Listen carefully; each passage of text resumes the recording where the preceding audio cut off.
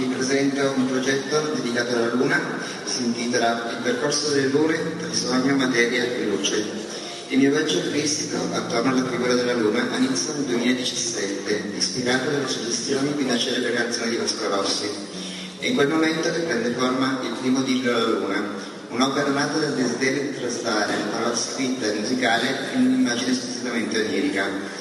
In questa prima fase la Luna non è un semplice corpo celeste, ma un'amica intima e confidente, custode silenzioso delle gioie e delle tristezze che attraversano l'esistenza umana.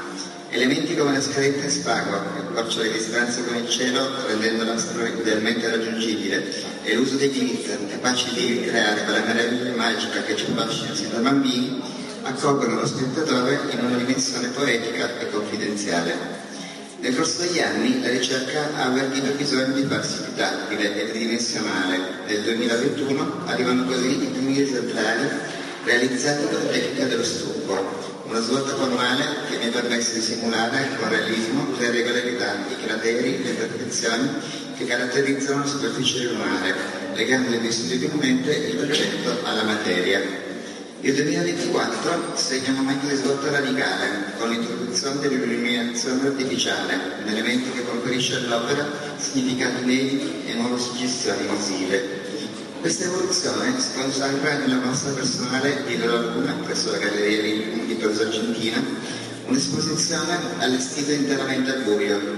Qui la luce, utilizzata in trasparenza, sdoppia la vita dell'opera, offrendo due modalità di fruizione, una visione diurna dominata dal colore e una notturna animata dalle ombre. È il caso del lupo che urla alla luna, uno stereotipo malinconico legato al desiderio dell'irraggiungibile. In questa fase nasce anche l'Eclisse, dove la retroilluminazione invertita sposta l'indagine verso la forza estetica di un fenomeno naturale. Questo cammino giunge infine al suo approdo più recente, nel 2025, con l'installazione Ma lei è Luna, un lavoro che fonde scultura in gesso e proiezione luminosa. L'opera mette in scena una mano protesa verso una luna sferica, sospesa nello spazio. Attraverso un preciso gioco prospettico, lo spettatore può vedere la luna brillante in primo piano, interamente racchiusa e contenuta nell'ombra della mano, proiettata su un volo retrostante.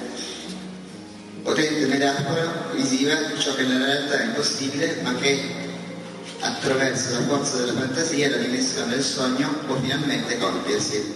Ringrazio Vittoriano e Viviana che mi hanno seguito in questo percorso.